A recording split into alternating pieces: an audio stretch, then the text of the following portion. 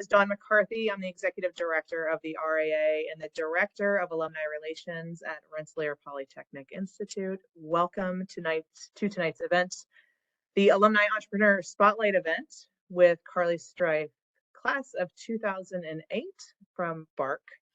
The RAA Chapters Committee, in partnership with the Office of Alumni Relations, is pleased to bring you this first in a series of alumni spotlights focusing on entrepreneurship, business, and venture capital. We're excited to welcome Carly Strife, the co-founder of Barkbox, as our first guest. She is joined by the RAA president and vice president, and the vice president is Jason Agopian, class of 1991 and 1992. He received his Bachelor of Architecture degree and Bachelor of Building Sciences degree from Rensselaer Polytechnic Institute. He has served as a board member on the RAA and most recently as the Vice President and Chapters Chair Committee. Professionally, Jason is the president and founder of Nuvio Architects, a multidisciplinary architecture and design firm located in Fort Lauderdale, Florida. Jason? Oh, sorry. Before I begin, we are going to record this session. All right. Thank you, Dawn. Thank you for that very gracious introduction. I just want to say a couple of things before I pass things on to the stars of the show here. But as Dawn had said, this is a partnership between the RAA Chapters Committee, the Institute of Advancement at RPI, and the Office of Alumni Relations. And we're super excited that this is our premier event focusing on entrepreneurship, business, and venture capital. So based on the input received from fellow alumni and our regional chapters, we feel that information and programming in this topic area provides value and content that our alumni are asking for and that will support the RAA's overall mission, which is to connect and grow our alumni community while investing in the Rensselaer of tomorrow. It is my hope that this premier event will be a catalyst for other regional chapter events focused on entrepreneurship, business, and venture capital, such as in-person events, panel discussions, and community get-togethers. And keep an eye out for future alumni events and programming co-created by the RAA Chapters Committee and the Office of Alumni Relations in the months ahead. So I now have the pleasure of introducing our moderator for this evening, a friend, and our RAA board president, Meghan Lenihan Moulder, class of 2010. Her accomplishments are many, and her commitment and service to RPI are exceptional, so much so that she received the RAA Directors Award in 2018 and the RAA Alumni Key Award in 2019. She's been instrumental in the board achieving many milestones, including the launch of our RAA Endowment Fund by Rich Ballum, class of 1966, the establishment of the RAA Scholarship for Students, the RAA Emerging Leader Awards for students, and the 150th celebration of the RAA. So thank you, first off, Meghan, for all that you've done for us and RPI and for all that you continue to do. So without further ado, I'm going to hand the mic over to Meghan. Wow. Thank you, Jason, for that introduction. And Dawn, thank you for your introduction. We're very excited to be launching this series today and even more excited that Carly is joining us. So thank you, Carly. I have the pleasure of introducing her, and I would say, similar to what Jason was saying, her accomplishments are much longer than what we are going to introduce her with today.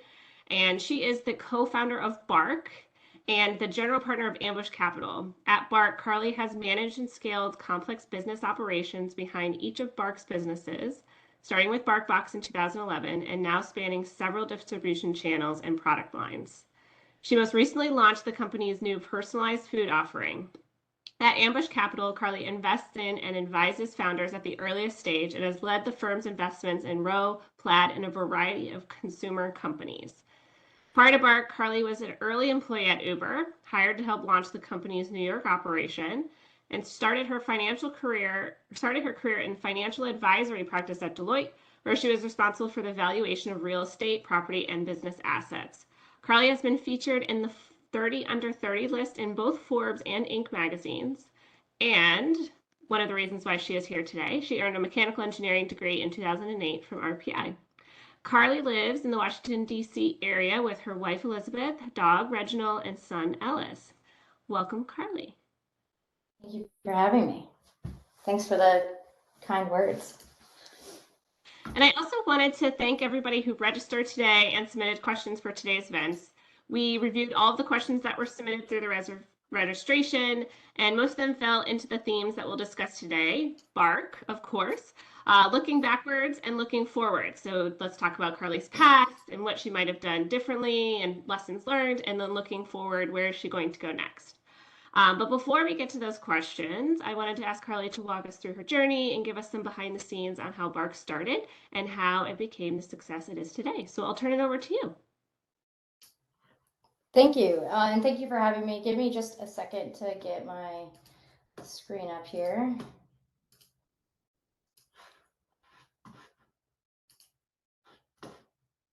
Can everyone see that okay, Megan? Yes, I can. It looks great. Awesome. So I'm excited to be here today to talk about Bark. Thanks to the Alumni Association for having me. I'll fly through this because I'm not much of a presentation giver, but happy to talk about lessons, or this will cover some lessons, some of the history, and a lot more information in the Q&A. So I'm an open book, so feel free to kind of pop questions in, and hopefully we can get to everything. So this will kind of go through the past decade plus of Bark, going from a borrowed conference room in downtown New York City to a 1,000-person public company that we are today. So quickly about me, like Megan said, my path to entrepreneurship wasn't super direct. No one's is. I graduated in 2008, a mechanical engineer, and went directly to Deloitte in New York, which is traditionally financial services and consulting, but I actually had the benefit and transition of going to a group that was working in both finance and engineering, this crossover role, which was awesome. I always had started small ventures as a kid. I had an itch to kind of work for smaller companies, to start something on my own. So while I was at Deloitte, I began moonlighting for startups. So just working for free at night, helping with the stuff that I had kind of learned from my job at Deloitte. So some finance, some operations, some general grunt work, running things around the city. But that's really how I got connected with the folks at Uber. Met them, joined that team, launched Uber in New York. But quickly after that, I met my co-founders at Bark, and it was really an opportunity to work with two partners who had all the experience in starting something before, and it was an opportunity I couldn't pass up. So it was really off to the races to build Bark in late 2011. So obviously, Bark, it's in the name. It's a dog company. I'm a huge dog person. My dog is in the room with me as I'm giving this presentation. But for those of you who don't know about Bark or may not be familiar with it, we are one of the top brands focused exclusively on dogs in the world. We're best known for our first product, which is Barkbox, a subscription that delivers toys and treats every month. But since 2011, we've really just listened to our customers, listened to a lot of input, listened to what the market was saying, and have expanded our business to cover all sorts of areas of joy for dogs, a range of products, services. Our team develops over 1,000 new products every year, but our mission has always really remained the same. How can we make dogs happy and bring them as much joy as they bring us? And I think that sounds very obvious now. In 2011, there just weren't that many entertainment or dog joy brands around. It was very much utility of keeping your dog alive, taking them to the vet, feeding them. So Bark was really just about happiness, and that was something that really resonated with us as founders. So a couple facts to give you a sense of scale of the business today. So established in 2011, about 12 years old. Today we have 2.3 million active monthly subscribers. So that's people receiving something from Bark every month. Over $500 million in annual revenue. We have a really high satisfaction rate, so 96% satisfaction rating, really large social following, over 9 million, 40,000 retail doors that carry our products. So we're not just an online, excuse me, we're not just an online business, even though that's where we started. 1,000 shelter partnerships to help kind of give back to dogs in need, and also just build relationships there where we can, help people in their local communities. Over 20 million shipments delivered in 2022, and 500 million lifetime products shipped across not just the US. We have a large presence in Canada and across the world. And then lastly, we're a publicly traded company on the New York Stock Exchange as of 2011. So we do serve a variety of products. Like I said, we started with toys, treats. We've launched food, health, and home products as well. If I had to list everything on this slide that we ever tried as a company, we'd have several pages of failed business opportunities that we've launched and enrolled or shut down at some point, which is, probably one of the lessons learned is you have to try a lot of stuff to find the things that work. But these are the core products that we have today. And again, these are sold not just online through our subscription service, but through partners. Partners have been a really important part, retail partners have been a really important part of us building the Bark brand and really getting in front of all dog people. So we kind of quickly realized that the monthly subscription it's a great product, but it's not right for everyone. So all of these products and channels have really come from listening to our customers. What do they need for their dogs? How do they expect to shop? And how can we be where they are and find small ways to really test the waters and getting in front of new customers with new products. So here are some of the big partnerships that Bark has, and again, we're in over 40,000 retail doors and on Amazon. And then lastly, this is a venture and startup and venture kind of presentation. So we are a venture-backed startup. We raised only $57 million, which sounds like a huge number, but it's actually quite efficient for a decade-old company in the growth tech space. And that was over 3 rounds of funding prior to going public via a SPAC in 2021. So obviously that has it changes some of the internal operations of the business, but really the mission stays the same. Our pace and cadence of bringing products to market remains the same. We just happen to have a different investment stack now being public. So Meghan asked me to talk about a few lessons we learned at Bark. There are a million. I feel like I've been punched in the face and beat up every day for the last decade. But I think I can share a few that are pretty universal to starting something. The first is what I like to say is small start, big finish.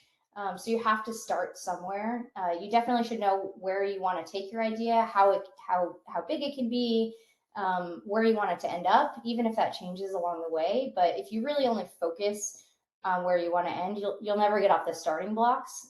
So one lesson is just find what that small starting point could be on the way to the larger opportunity. So I think it was sometime around 2012 where we first said we wanted to be Disney for dogs. We wanted to be this joy and entertainment business for dogs. That obviously Disney has taken a century to build. And we're gonna, if we want this as our mission, we're gonna be building this forever. We want to build this generational company, but you have to start. The sooner you can start somewhere on your journey, the more you can learn, and the better you can build a product for them. So this is like the very first shipment that went out, the very first PDF of what our website looked like, which was barely worked. We sold it to our friends and family via Square. We bought products we loved on Amazon and in small boutique pet shops. We hand stamped all these little Barkbox logos on every box and packed them ourselves, which was only 86 deliveries in that first month in a borrowed conference room. And we still had full-time jobs when we were building this. So just to show that like you can build something massive, but you really just have to start somewhere. And obviously the product has evolved like crazy since then, but the mission has really been the same, and that's because that's what we want to do. We want to make our best friend happy. So I love that kind of hasn't been modified too much by business people to make it inauthentic to us. Second, build a superpower or two. I think in this era, companies really need to be good at a lot of different things in order to be successful. But great companies really stand out, and they invest in a few core things that make them the best at what they do.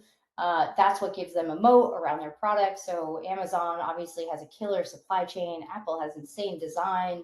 Trader Joe's, great product development. Every company you can think of, the great ones, really have some sort of superpower. So for Bark, we focus on a lot of things, but the two that we really think separate us and where most of our investment goes is in two areas. So the first is really our happy team. So this is, we really quickly realized that we're in a subscription business, which is a relationship business. So the idea of knowing our customers better, having one-to-one engagement with them, being able to listen and make not just their product better, but the macro level product better for everyone. This is going to be something that we really needed to invest in. So this is really the heart of Bark.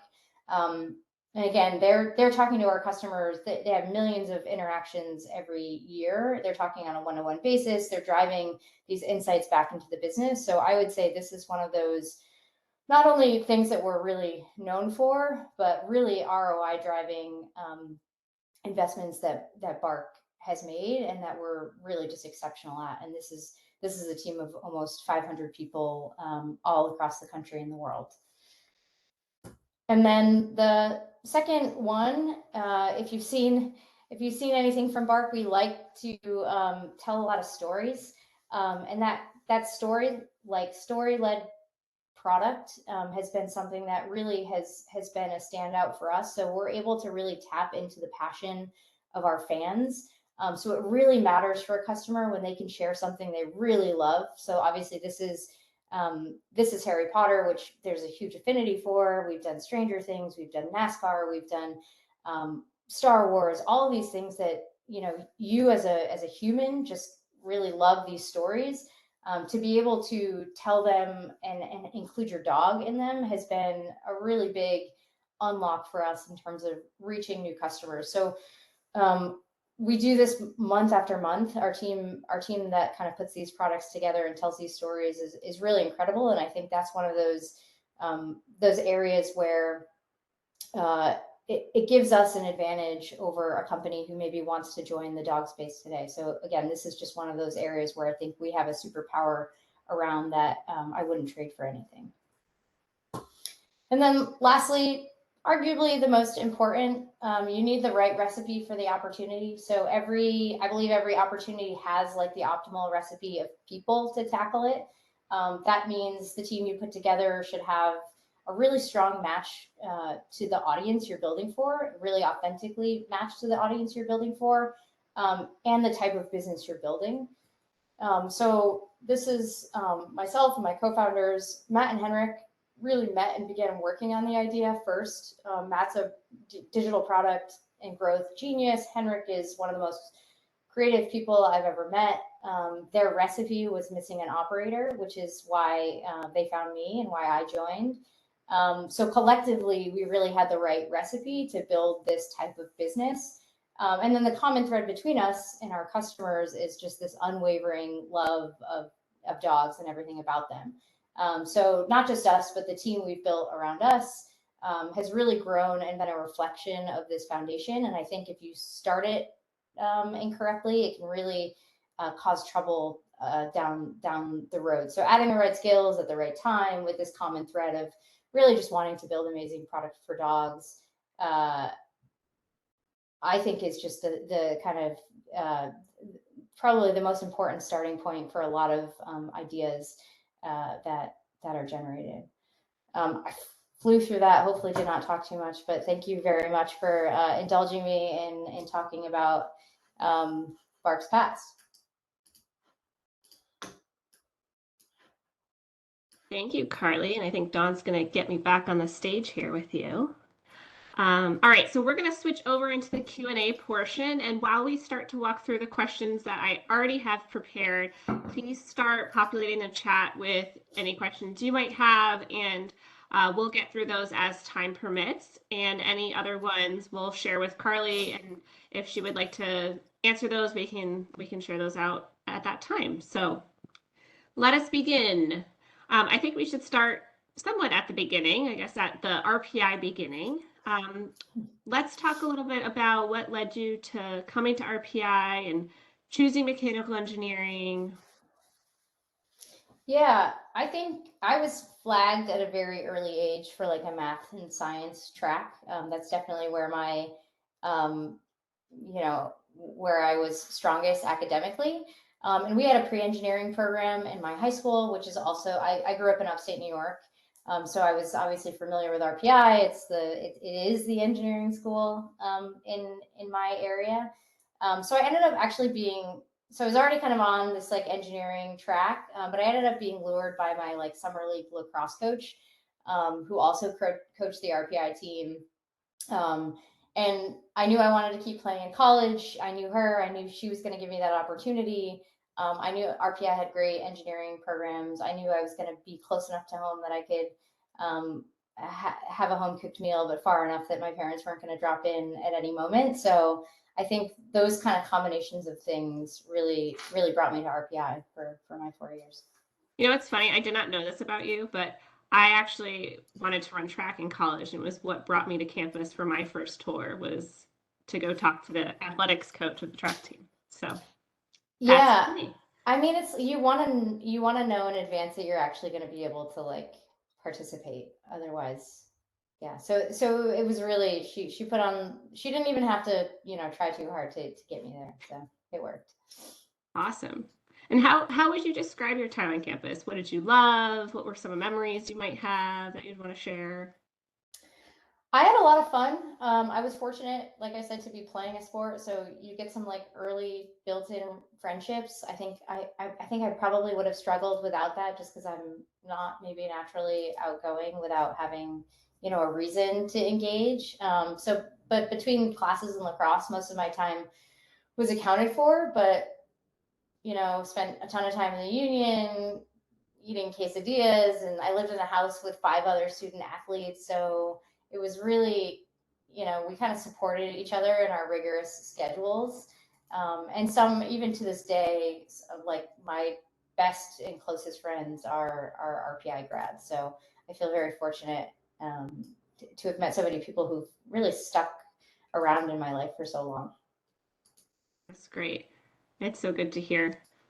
One of the questions that came in that I also am very interested in, being a female co-founder and raising capital, could you give us any insight into what that was like? And, do you have any advice on anyone else looking to follow in your shoes?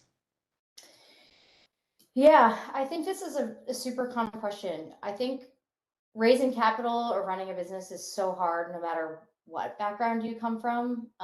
So for me, it was really just remembering that people say no to ideas all the time, and not to kind of view it as a reflection of what my kind of demographic is. But I think to like really find the people who are more likely to connect with the mission, to connect with you and what you're building. So I think we were lucky. I was lucky to have. There's just a lot of VCs who kind of had dogs and got it right away. And the ones who didn't would say no immediately, and they would never get it. So sort of similarly, like how do you find those people that are most likely to connect with the ideas? I think fortunately now there's a lot more diversity in the investment space. There's still so much work to be done, but way better than there was 10 years ago. And those people become easier to find. So whether it's, a certain demographic, a certain affinity group, there's just more openness of thought in the investment space, that I think if you try, you can really find those people and connect, and it makes that hurdle of what is your demographic easier to get over. And I'm always happy to help point people in the right direction. if anyone is ever out raising capital, because I think that there are some great new investors on the scene who really are supportive of female founders, female founding teams, and not just that, but building for a female consumer, whether it's healthcare or anything. There's a lot of support these days. That's awesome to hear. And with that, let's talk a little bit more about your time at Bark. I know you gave us this great overview and background, and you talk about those keys to success for Bark. And I mean, this personalized service that you talk about, these are all transferable advice for everybody else. But in addition to this, what advice do you have for RPI alumni or current students who want to start their own business? I think when you want to start something, you really need to kind of make sure you do your research and really understand the opportunity. And if it's a novel idea, are there similar products that have come to market? Testing and pitching people who aren't just kind of like your friends, like test and pitch potential customers. Like you don't need a product in order to kind of pitch an idea and get feedback. So I think that there's just a lot of things that you can do to validate an idea, validate if someone would pay for it, how excited they are about the problem you're solving, and get real feedback, and do a little bit of research on the space and the competitive set before starting something. Because I think if you start something without doing that, you're gonna end up having to backtrack into it in a way that isn't usually productive for you or your partners. Let's talk about those competitors. You talked a little bit about your partnerships, and if you search for Bark on Google, ads come up for competitors, mostly Chewy. What are your thoughts, and how do you manage competition? I mean, I'm a competitive person, so like part of me is like my initial reaction is like I just want to squash anyone who gets in our way. But I think important not to get hung up on competition, but to kind of be aware. So like, yeah, I would hope Chewy comes up. They're an $18 billion business, and I would love to build an $18 business someday, or have Bark continue to kind of grow to that scale. So it really is something that drives us. And it also kind of, it's a good reminder of how, I think Chewy is an interesting example because we are very different from them in that they are, I think 95% of their revenue comes from like food or medicine products. So just being able to continue to kind of like diverge what our experiences from competitors, and see new folks who come on the scene, and they come in the way that Bark came in 10 years ago with a lot of fresh ideas, a lot of, no shackles on, what they can do. And I think that's like can be really inspiring, I think, as a startup to really draw the right inspiration and competitive drive from those folks. I love the competitive nature. I feel like that's something that really resonates with probably a lot of other RPI grads as well. And it's probably one of the reasons why you guys were successful. And we talked some of your other keys to success, but what are some challenges you faced, and how did you overcome them, or setbacks that you might have encountered, and what was that like? I would say that some of the biggest challenges, I think, would probably be like I had mentioned in my presentation. There are a lot of things that we start. We kind of get some signal. We start to kind of put together a team around it, and really just there's a huge challenge of just being honest with yourself about like if something is working, because usually if you have to decide something isn't working, it means team changes, it means letting people go, it means really impacting people's lives, and there's usually some subset of customers who you're taking something that they really rely on and taking it away. Usually you're taking it away because it's not enough of that subset. But I think those pieces where you really want something to work out, and we've done this so many times over our years, and it doesn't, and you have to kind of do all of the kind of hard unwinding associated with that. So I think we did an on-demand vet service, which I think, and we did a telemed vet service, which I think we were probably about 8 years too early to. And we spent perfect for COVID. Yeah, exactly. And it just becomes this like some cost thing where you just have to kind of, come to terms with it and put together the exit plan. And those times are always just very hard, and they have, quite an impact on the team around you. Yeah, I mean, it's much easier when things are going well and ideas are succeeding. Totally. It's much harder to make those difficult decisions where you have to, like you said, impact people's lives, stop ideas, especially if there's something you came up with or somebody is very passionate about. So being courageous in that area and knowing when the time comes has to be very challenging. Yeah, and I mean, you get, with some repetition, it becomes not easier, but at least more. You know what to look for. Exactly.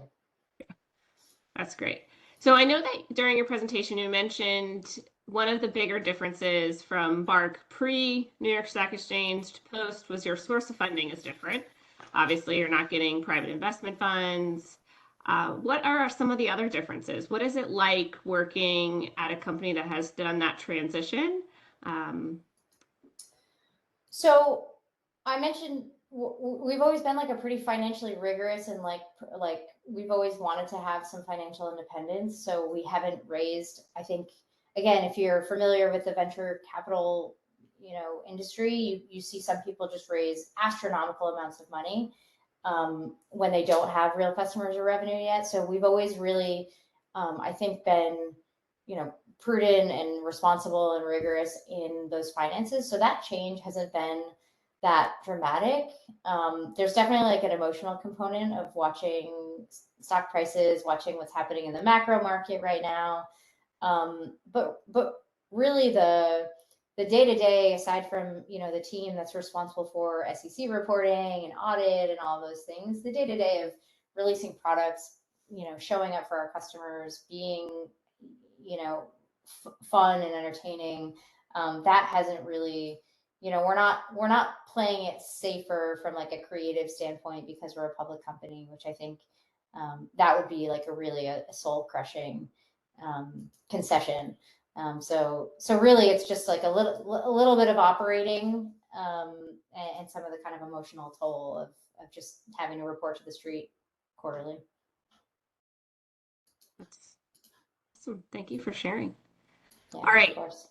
Our last Bark specific question. Where do you see Bark in 5 years? I think just further along on that journey of being, an entertainment and IP machine for dogs, and hopefully not losing sight of that. So I think maybe more around. This is like maybe one that I'm not. I don't want to say anything that's like not publicly shared, but I think it's really just like I think we will like. We have a lot of products. We have a lot of things that, I think, 2.5 million subscribers. We've really only scratched the surface of the 60 million dogs. So really just continuing to grow what we think is a really good like life cycle suite of products today is really our focus. So I would say hopefully just continuing down that path. Great.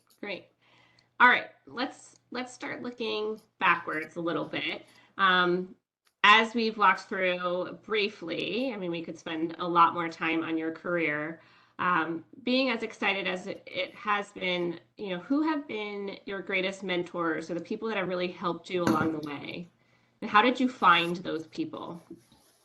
Honestly, I'd probably credit most of my like learning, especially in the first 5 years, to my co-founders. They came with that certainly neither of them have experienced the scale of Bark that Bark is today, but kind of that 0 to 1 phase, they had done that. So I got a lot of learning from them, and they operate in different functions than I do. And then a lot of we've brought on a lot of experienced execs over the years, and learning from them, and like just trying to be a sponge in, any meeting that I could grab with them. So I think that's probably, it probably goes to show that I've been like very much heads down in Bark world for the past decade. But I think I would say the other really big mentorship for me has been any type of like peer group that I've ever been a part of. So oftentimes there are other startup COOs or startup operators or startup co-founders, and just kind of having shared experience or getting kind of support from that group, I think has been, maybe that's not considered mentorship, but I would consider it mentorship, because you're learning from these people who are having, a slightly different but slightly same experience from you. And I think that is like the greatest gift of like not kind of experiencing what you're going through as a founder in like a bubble, and recognizing that there are other people going through that same experience. No, I think peer mentoring is a fabulous example. We talk a lot more about reverse mentoring as well. Mentoring isn't always a one-way street from someone with more experience to someone with less. And just being willing to share your experiences, even if you are at the same place as somebody else, what you went through might be a little bit different, or you faced a challenge first, and you can kind of share those learnings, especially in the environment we're in today. So I think those are great examples. How or when or both did you decide you wanted to start your own company, and did you have any past experiences that you relied on when making that decision?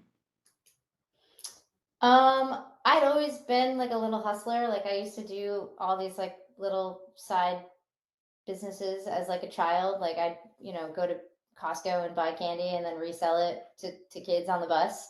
Like probably a million little examples like that. And then while at RPI and immediately after, I got the big company experience. So I did a couple GE internships. I worked at Deloitte. These are 100,000 employee companies. So it was a little bit of like, I knew I didn't want to do that. I knew I didn't want like a really structured and linear path. Like you kind of know where you're going to be, give or take in 15 years. So that's really what led me to wanting to kind of like check out the startup scene. And in New York City at the time, it was really starting to wanted to compete with Silicon Valley. It was not quite there yet, like at all. But there, capital was starting to come there. Founders were starting to emerge in the finance space, in the retail space. Actually, two of my best friends from RPI, they had joined a startup from like Capital IQ. So again, big company to joining a startup. And I was kind of like, this seems cool. You guys wear jeans to work. You don't know what your day is going to look like tomorrow. You could learn anything. And so I was really kind of just, drawn in from all different directions, to at least join something small. And then the opportunity to have my name on the door was, and learn from Matt and Henrik was really just one I couldn't pass up. That's awesome. I have to ask though, what was your candy markup? Oh man, I don't know. At least 50% margins. Probably more like 90 though, because you could get like a whole thing of Airheads for very inexpensive. And if you're the only one with the Airheads, you can charge whatever you want. I like shoveled like a sledding path in my backyard, and I charged like season tickets to it. It was really, I was doing everything back in the day. That's awesome. That's so great. If you could go back and give advice to Carly at RPI, what would you tell her? Oh man, I think about this a lot now. I would take so much more advantage of like any and all learning opportunities at the school. I wouldn't say that I like just got by. I did well in school, but I value hard skills and learning a lot more now than I did back then. I think I was just kind of focused on the college experience and doing well enough and learning a bit. And I think now I would, do anything to have 4 years freed up to learn whatever I was interested in. So I think just taking more advantage of some of those learning opportunities. Yeah, absolutely. And if you had anything to do over, what would it be, and would you do it differently? I don't believe in do-overs. I love it. Yeah. It's good. Can you point to anything that you learned at RPI that has been particularly valuable to you, especially as you kind of moved through Bark? Yeah, I think RPI did a great job, I think, in kind of putting not huge diversity of backgrounds and skill sets, but there were a couple lab classes in your capstone where there's just a mix of mechanical and electrical and industrial and software engineers, which is not so dissimilar from getting a marketing person, a software person, a comms person together. So I think that working with a functional group towards some sort of common goal, where everyone's kind of bringing their best to the table is something that I think is hugely valuable for really not just starting a business, but just performing really well in any business. And I think that I got a lot more out of those types of classes than the professional development classes where you kind of get paired up. Actually having to kind of tackle a functional project with a diverse skill set, I always found really, really helpful. Probably why when your co-founders, were looking for an operationals person, they found you and brought you along. Yeah, there you go.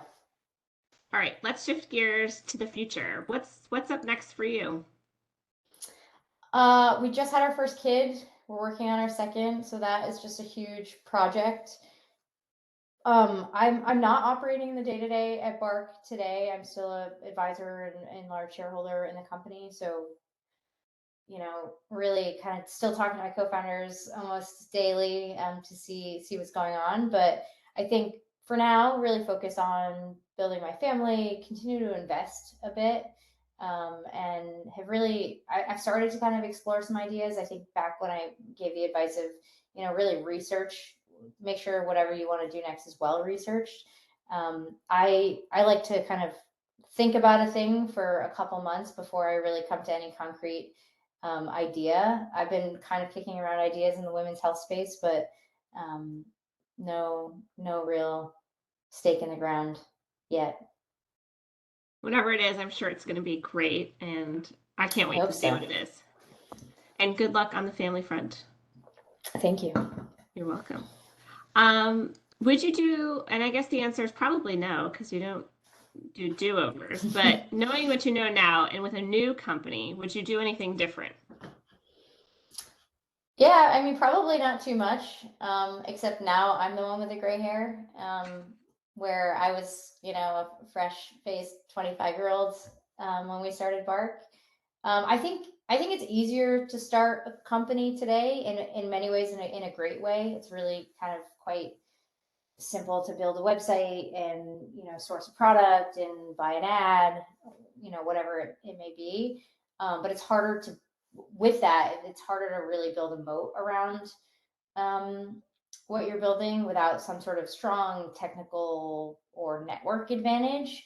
So I think about that a lot. I think about institutions like RPI and their advantage of having so many kind of potential breakthrough technologies, and how those can kind of be commercialized.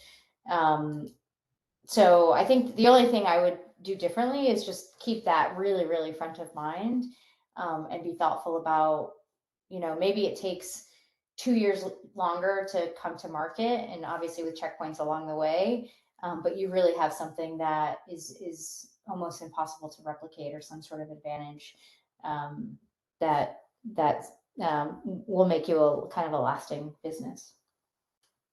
That's a really great perspective. All right, we do have some time for audience questions, so if anybody would like to start adding those in the meantime, I am going to move to our rapid fire Q&A. So these are just for fun questions, but a way for us to get to know you a little bit better. And the thought would be that you just kind of say the first thing that comes to mind. And if you want to talk about it a little bit more, great. And if not, we'll just move on to the next one, okay?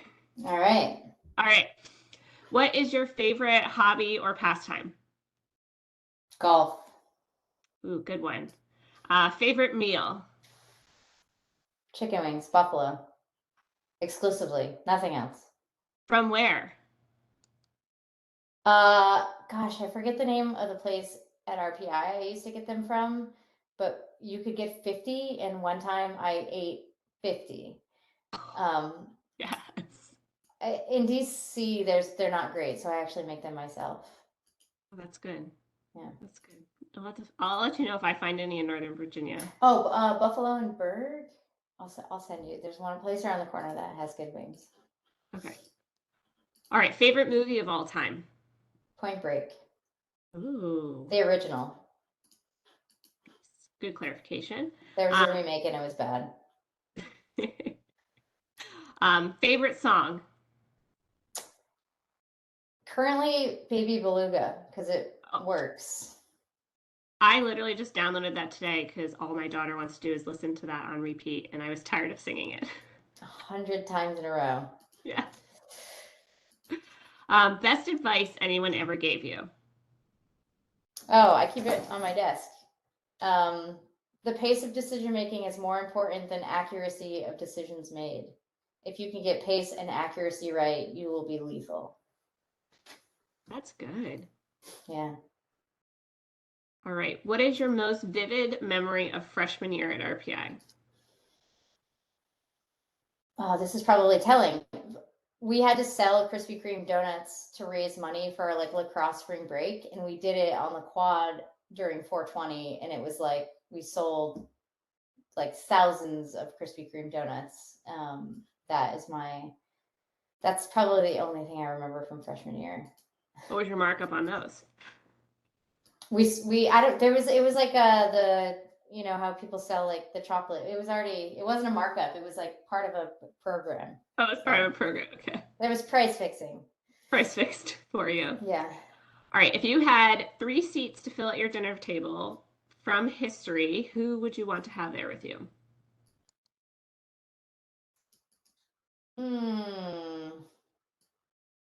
Walt Disney, not because I think he's a good guy, but because Disney is an aspirational company. I don't know. Pass. Kobe Bryant. Oh, that's a good one. He works his ass off. Yeah. Who is the first person that comes to mind other than yourself when you hear the word entrepreneur? Jeff Bezos. I'm going to skip the next question I had because it asked if you had a mulligan or do-over, and you already say you don't believe in them. And my last question in this rapid Q&A round, and then I have a couple questions from the audience, are if you were on a desert island, who would you most like to have there with you to help you get off? Probably my co-founder, Matt. He's always said if he's ever arrested, he's calling me first. So I think it's only fair if he saves me on a desert island. That's good. That's good. Does he have good survival skills? Yeah, he was in the Navy. Perfect. He was an admiral in the Navy. Yeah. Well, thank you for playing along with those. Yeah, sure. I'm going to move to some questions here. So first one is from Alex, and his question or her question, because I don't know Alex's last name or details, are, do you or your dog have a favorite toy that you've worked on? Oh man, I don't know if you guys can see my dog in the background there. He really, this feels a little bit gross, but there's like a wad of cash. It's like a money clip, like a stack of bills that are looped together, and like for whatever reason, it's been around for the last 5 years, and it's like the one he always goes back to. I think my dog might just be like a raging capitalist, and we can't, protect him from that. So probably that one. That's his favorite toy that we've worked on. But I've just loved all the partnerships. I'm like, when we did like a Home Alone one. We've just done so many like cool ones that I'm like, just feel so like no one else would do this or pull this off. It just feels very fun. My dog loves the Scooby-Doo ones. Those ones have stayed intact because he likes to sit there and gnaw. He's more on the Super Chewer box. Okay. But the Mystery Machine and Scooby-Doo are just hanging around. Those are big fans of those. Yeah, Scooby-Doo's early days. Yeah, and it's still around. Love it. All right, Katie Farrow, class of 2010, my class year. I know Katie well. She was wondering if there was a plan for a Point Break Barkbox. I wish. I think it may be a little bit too niche although nothing is too niche, but I think I'm the only one who really, maybe in the world, who loves Keanu Reeves, Gary Busey, Patrick Swayze mashup as much as I truly do. It has everything. Bank robbers, surfing, skydiving, Gary Busey. She has a dog. She might buy one. There we go. There you go. Oh, you have one customer at least. Two. Because you lived. Count myself there. And another question was, could you reread your quote, and then who gave you that quote, or where did you find that quote? I wish I knew who said it, because I just wrote it down and I didn't cite it. But it's the pace of decision making is more important than accuracy of decisions made. Pace plus accuracy. If you get pace plus accuracy, you will be lethal. Yeah, I don't know if I read it or if someone said it in like a meeting and I was just like so enthralled by it that I wrote it down. I only have 2 quotes on my desk, and the other one is luck. Luck has the smell of perspiration. So I think I often say that I got lucky. I stumbled into this relationship with Matt and Henrik, but I was doing a lot of things to put myself in the position to get found by Matt and Henrik. So it wasn't just by luck that it happened. So those 2 things are my daily reminders.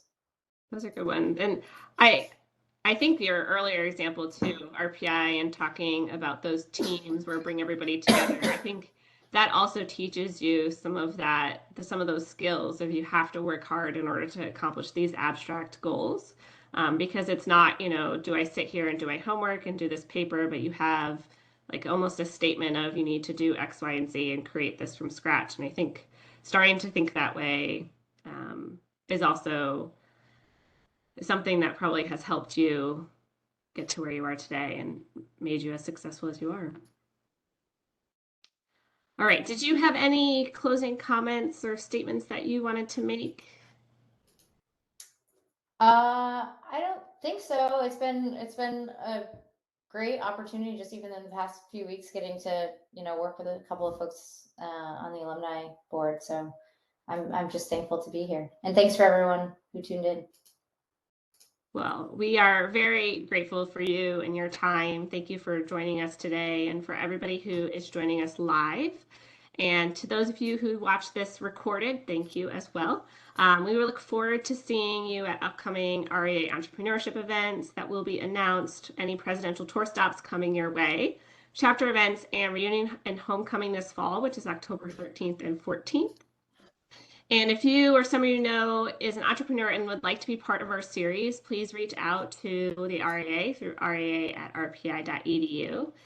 And if you know of any really great alumni volunteers and would like to nominate them for an RAA award, the awards are open, and you can go to alumni.rpi.edu to nominate someone you know. And with that, I will say thank you, and thank you to Dawn and Jason as well for helping to put this session on, and I hope you all enjoyed it. Thanks, Megan. Thanks.